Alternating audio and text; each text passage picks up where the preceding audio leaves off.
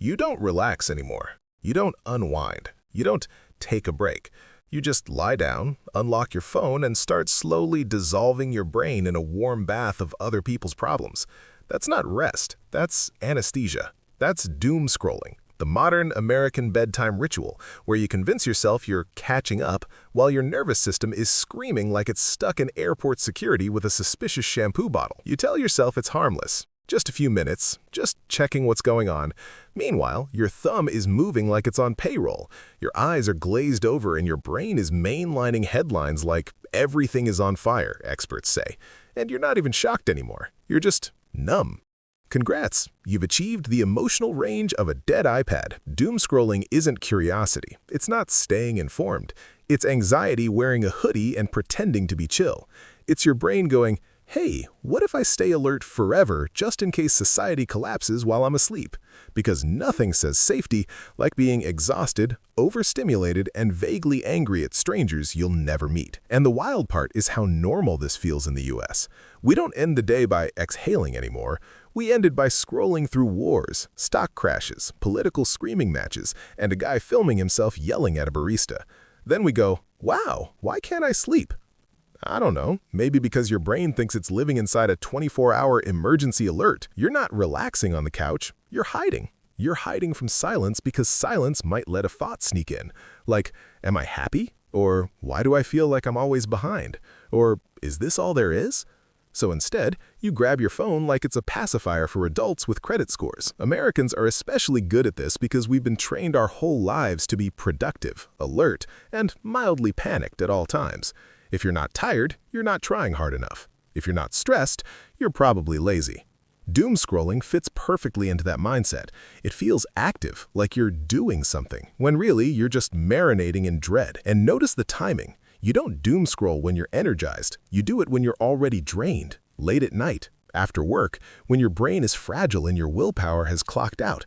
That's not an accident. That's when anxiety slides in like, hey, buddy, let's catastrophize together. You'll say, I just want to turn my brain off. But doom scrolling doesn't turn it off. It scrambles it.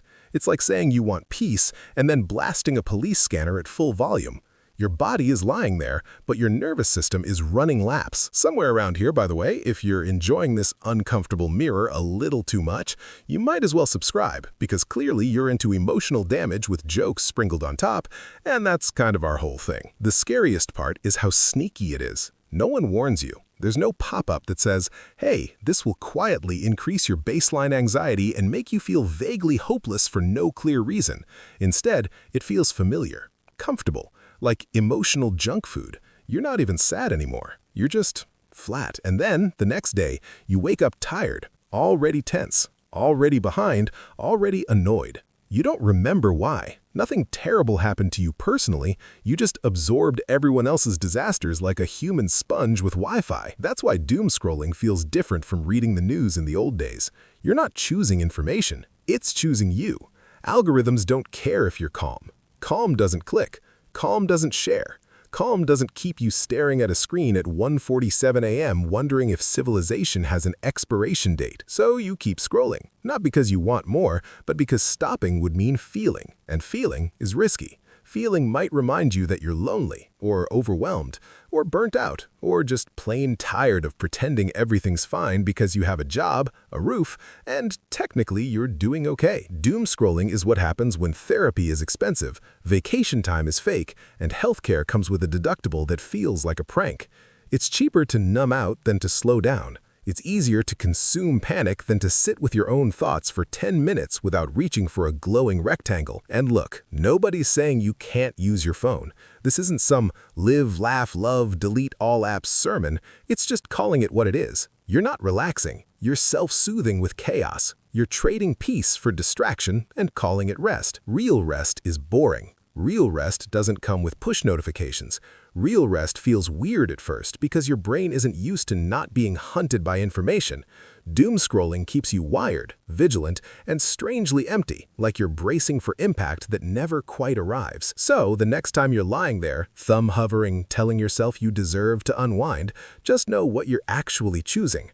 Not relaxation, not connection, just a temporary emotional mute button held down until you fall asleep or your phone hits your face. And tomorrow, when you wake up anxious for no reason at all, at least you'll know you weren't relaxing, you were anesthetizing. And in America, that's basically a national hobby. And the craziest part is how proud we are of it. We joke about it. We post about it. Haha, my screen time is 8 hours. 8 hours of what? Free-range panic? Digitally farmed despair? If someone told you they spent 8 hours a day staring at a wall while strangers screamed bad news at them, you'd stage an intervention. But slap it on a phone, and suddenly it's just modern life. You start recognizing the symptoms, but pretending they're personality traits. You're not irritable, you're just over it. You're not exhausted, you're just busy. You're not emotionally detached, you're just low energy. Meanwhile, your brain hasn't had a real moment of calm since the last time your phone died unexpectedly and you felt that brief, terrifying silence, followed by relief. Because that's silence, that's the withdrawal talking. Doomscrolling rewires your sense of normal. Peace starts to feel suspicious. Quiet feels unsafe. If nothing bad is happening, your brain goes looking for something bad to chew on, like a dog that destroys the couch when you leave it alone too long. And let's be honest, a lot of this is avoidance. Avoiding conversations you don't want to have, avoiding decisions you've been postponing, avoiding the realization that maybe you're running on fumes in a system that rewards burnout and calls it ambition. So instead of dealing with your own life, you borrow stress from the internet like it's a library of collective dread. You scroll past tragedy, outrage, meme, tragedy, outrage, ad for a mattress that promises to fix the sleep you're destroying. And your brain doesn't know the difference between something that affects you and something that doesn't. Stress is stress. Cortisol doesn't check your zip code. That's why everything feels heavy lately. Not because everything is personally wrong, but because you're carrying the emotional weight of the entire timeline. You're processing more human suffering before breakfast than people used to encounter in a lifetime, and then wondering why you feel fragile. And no, the answer isn't just care less. That's not how brains work. You don't shut off empathy by force. You numb it, slowly, accidentally, until one day something that should move you barely registers, and something minor sends you over the edge.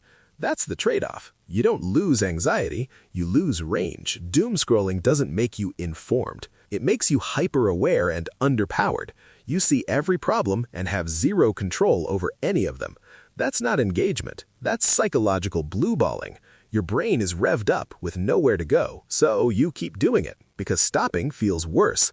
At least the noise is familiar. At least the glow keeps you company. At least you don't have to sit there with the big questions breathing down your neck, because those questions don't come with a refresh button. And deep down, you know it's not rest. Rest restores you. This drains you quietly. It leaves you functional but foggy, present but checked out, awake but never fully here, like you're living life through a loading screen. The scary part isn't that the world is stressful. It always has been.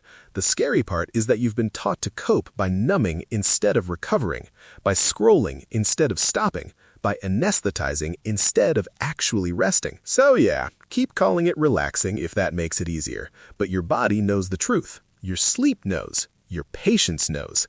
That low-level buzz of unease you carry around like background radiation, that knows too. You're not broken. You're overstimulated. You're not weak. You're exhausted. And you're not relaxing. You're just very, very good at numbing yourself in a country that mistakes survival mode for normal life.